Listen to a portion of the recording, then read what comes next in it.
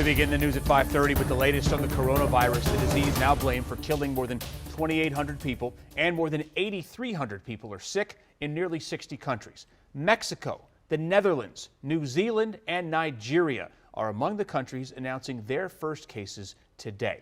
So with much of the world grappling with this coronavirus outbreak, a lot of people are doing what they can to avoid catching it, obviously. Japan has 4 times more cases of the virus than here in the U.S. And take a look at these pictures from Mike Suzuki. He's a Japanese local and contract worker for the U.S. government in Japan. He says it's like a ghost town in Tokyo where he lives.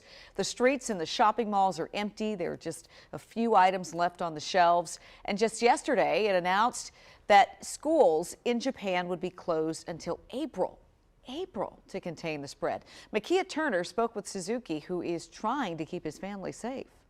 This is Mike Suzuki and his beautiful family. He tells me earlier this week he was on a train and it was practically empty, calling it highly unusual.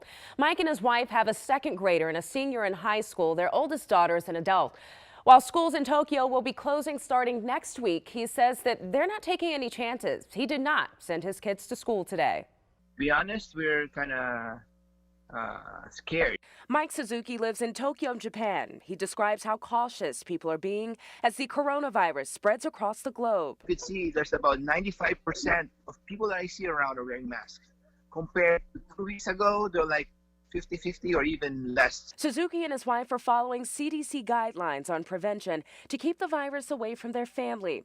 They all wear masks outside of their home. Suzuki reminding the kids to do this. To be careful and with with what they hold and what they touch, and they should be like, they have their alcohol with them, a kit of alcohol and mask and all that. So every time they get in touch with anything, with any substance or anything, like when you're holding onto the on an elevator or escalator or anything, make sure to wash their hands off and not to hold their eyes. The CDC says Japan is experiencing a community transmission, meaning the virus can spread from one person to another.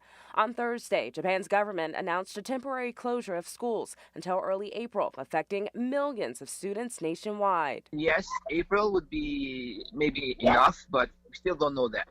Suzuki compared the effects of that 9.0 magnitude earthquake they saw back in March of 2011 to the panic some people feel today. This was a photo taken during that time period. He says that people were cleaning everything off the shelves after that disaster. Today, he says stores are having trouble keeping stock of toilet paper. And that's because Suzuki says it's often used as a filter for those face masks so they can easily be reused. MIKEY'S Turner, WUSA 9.